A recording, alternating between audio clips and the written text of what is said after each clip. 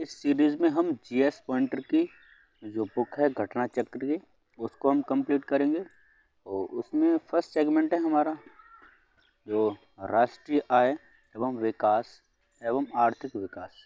हम इसको देख रहे हैं कि इस पर राष्ट्रीय आय एवं आर्थिक विकास पर किस तरह के क्वेश्चन पूछे गए हैं, उन क्वेश्चनों को हम देखेंगे। ठीक, तो उनसे एक अंदाज़ लगाया जा सकता है कि जो अपकमिंग एग्ज़ाम है यूपीपीसीएस 2022 का, उसमें हम क्वेश्चनों को एक किस तरह से देखें। ठीक, देखने का नज़रिया आप पढ़ते समय आप लगा सकते हैं कि ये क्वेश्चन आ सकता है या नहीं आ सकता है, वो आप सिर्फ प्रीवियस ईयर क्वेश्चन के आधार पर ही आप उसको जजमेंट कर सकते हैं। देखिए पहला शेयर में क्वेश्चन क्या आया था कि भारत में 5 ट्रिलियन डॉलर की अर्थव्यवस्था के लक्ष्य को प्राप्त करना चाहता है। यानी कि जो भारत है वो 5 ट्रिलियन डॉलर की अर्थव्यवस्था के लक्ष्य को 2024 तक प्राप्त करना चाहता है। अगला क्या है कि 29 अप्रैल 2020 को जारी राष्ट्रीय अवसंरचना पाइपलाइन NIP रिपोर्ट का उद्देश्य क्या था कि सभी नागरिकों के जीवन की गुणवत्ता में सुधार लाना तथा देश में विश्व स्तरीय अवसंरचना उपलब्ध कराना, ये राष्ट्रीय अवसंरचना पाइपलाइन का उद्देश्य था। अगला क्या है, राष्ट्रीय अवसंरचना पाइपलाइन NIP की अवधि क्या है 2020 से 2025 तक। तो यहाँ से देख सकते हैं जो भी नई नीति बन रही है उसकी हमें कब से स्टार्ट हुई है और उसका कब तक चलेगी, ये चीज़ बहुत ज़रूरी है। ठीक है, जो भी कोई नीति या योजना बनती है उसकी हमें डेट और लास्ट डेट दोनों याद रहनी चाहिए, ज़्यादा बेहतर रहेगा। अगला, भारत में सकल घरेलू उत्पाद यानी कि GDP की गणना की विधि क्या है। यानी कि GDP की जो गणना की विधि हम किसके आधार पर करते हैं, तो किसके उत्पाद विधि और आय विधि तथा व्यय विधि, इनके आधार पर हम भारत में सकल घरेलू उत्पाद यानी कि GDP की गणना करते हैं। विधि यानी कि नियम। अगला क्या है, भारत में राष्ट्रीय आय की गणना में एक समस्या है। क्या समस्या है?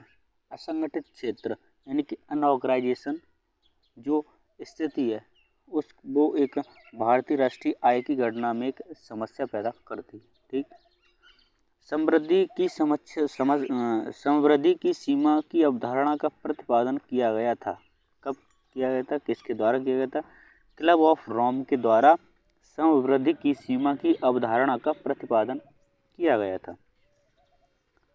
और देखिए, किसी देश की आर्थिक समृद्धि का सबसे उपयुक्त मापदंड क्या होता है? अगर किसी देश की आर्थिक समृद्धि का हमें पता लगाना है तो उसका उपयुक्त मापदंड क्या हुआ, उससे किस तरह से प्रति व्यक्ति आय यानी कि प्रति व्यक्ति आय की आय जो अगर हम पता कर सकते हैं तो उस देश की आर्थिक समृद्धि का उपयुक्त भी हम पता कर सकते हैं कि वो उस देश की आर्थिक समृद्धि क्या है। ठीक, अगला, किसी देश में जीवन स्तर प्रतिबिंबित होता है। कैसे होता है? प्रति व्यक्ति आय से किसी देश के जीवन स्तर पर प्रतिबिंबित होता है। किसी देश में जीवन स्तर किसके आधार पर? प्रति व्यक्ति आय से। सकल राष्ट्रीय उत्पाद यानी GNP दो है, सकल घरेलू उत्पाद GDP और सकल राष्ट्रीय उत्पाद GNP। क्या है? राष्ट्रीय उत्पाद का मूल्य मापन। राष्ट्रीय उत्पाद का मूल्य मापन है सकल राष्ट्रीय उत्पाद। किसी दी गई अवधि के लिए एक देश की राष्ट्रीय आय किसके आधार पर? किसी अर्थव्यवस्था में एक विशेष समय अवधि यानी सामान्यतः 1 वर्ष में उत्पादित अंतिम वस्तुओं और सेवाओं के मौद्रिक मूल्य के बराबर होगी। किसी दी गई अवधि के लिए एक देश की राष्ट्रीय आय क्या होगी? एक देश की राष्ट्रीय आय हम कैसे निकालेंगे?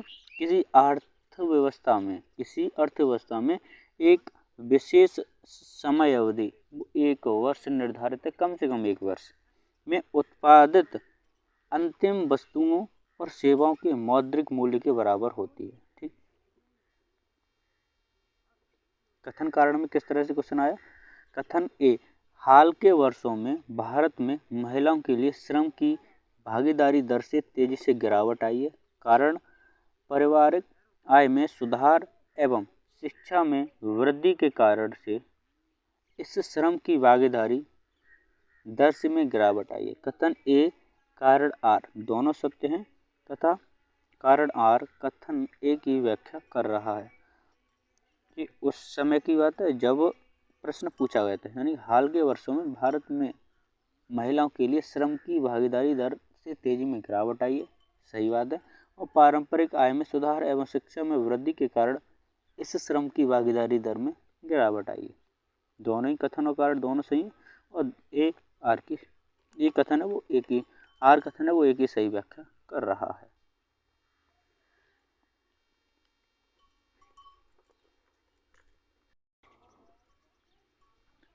अगला देखिए, भारतीय अर्थव्यवस्था का प्रमुख लक्षण क्या है कि वो मिश्रित अर्थव्यवस्था है। ठीक, अगला देखिए, भारत में नियोजित अर्थव्यवस्था का आधारित किस पर है, मिश्रित अर्थव्यवस्था पर।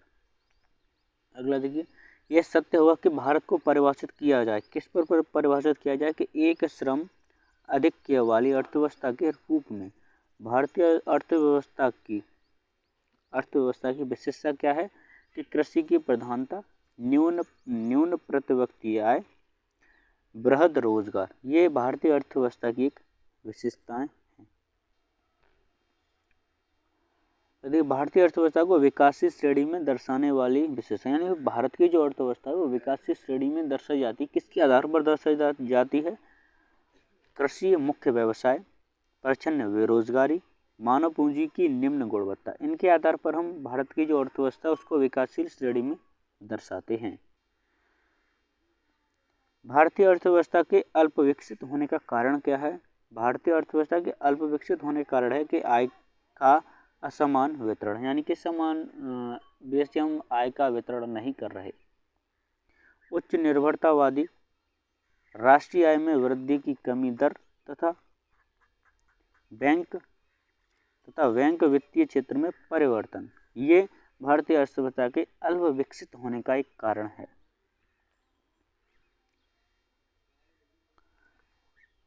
अगला देखिए, देश की वृद्धि में अनार्थिक तत्व क्या है। देश की वृद्धि में अनार्थिक तत्व हैं सामाजिक घटक, धार्मिक घटक, राजनीतिक घटक, अंतर्राष्ट्रीय घटक तथा वैज्ञानिक घटक, ये देश की वृद्धि में अनार्थिक तत्व हैं।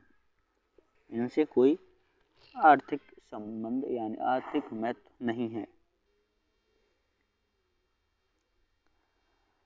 आर्थिक समीक्षा 2020-21 के अनुसार भारतीय अर्थव्यवस्था ने सर्वाधिक समृद्धि प्राप्त की है वर्ष 2007-8 में, ये उस समय का डाटा है, तो 10.2% में।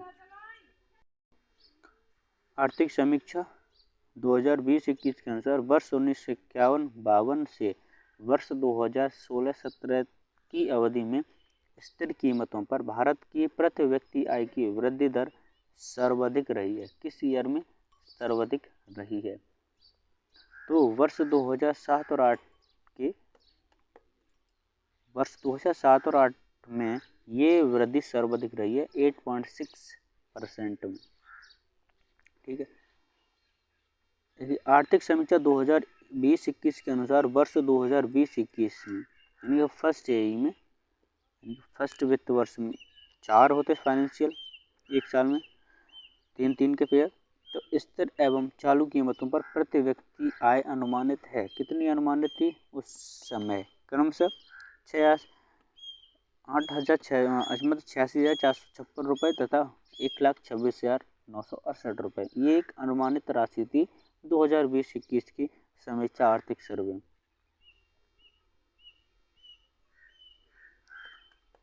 आर्थिक समीक्षा 2020-21 के अनुसार 2020-21 के अनुसार वर्ष 2020-21 यानी फर्स्ट एई में स्थिर एवं चालू कीमतों पर प्रति व्यक्ति आय की वृद्धि दरें रही हैं यानी क्रमशः 4.5% से एवं 8.9%।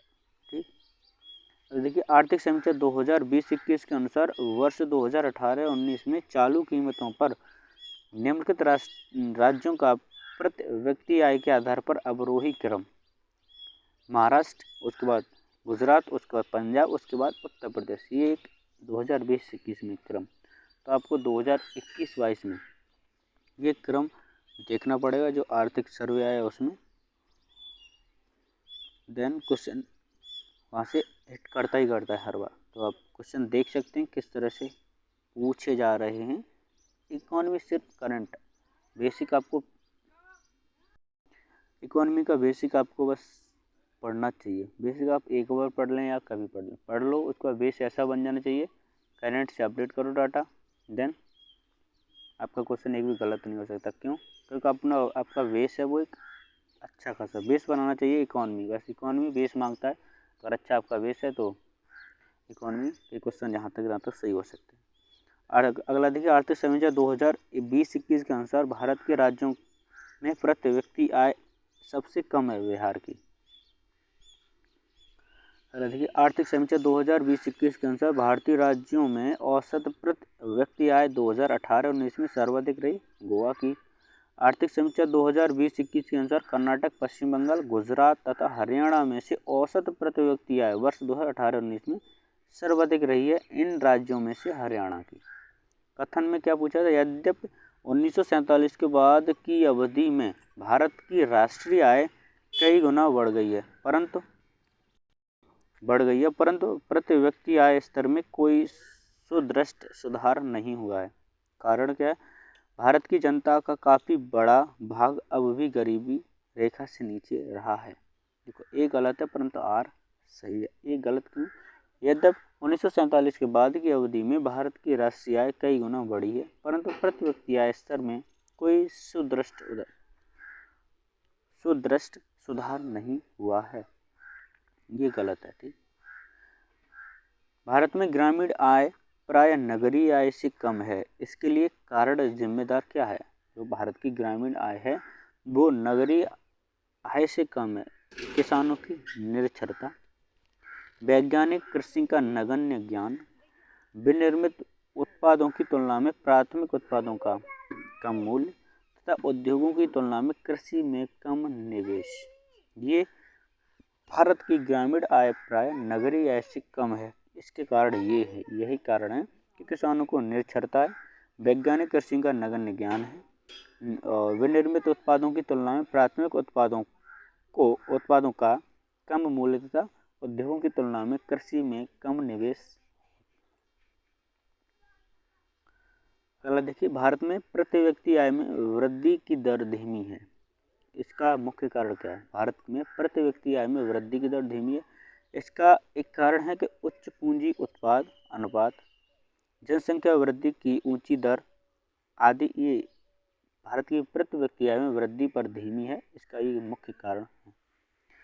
अगला देखिए उत्तर प्रदेश में प्रति व्यक्ति आय की निम्नता के कारणों में शामिल किया गया है? तेजी से बढ़ती जनसंख्या, साहसीपन का अभाव तथा अपर्याप्त अंधों संरचनात्मक सुविधाएं आदि। ये एक उत्तर प्रदेश के प्रति व्यक्ति आय निम्नता में कारण शामिल हैं। किसी देश में आर्थिक समृद्धि अनिवार्य रूप से होगी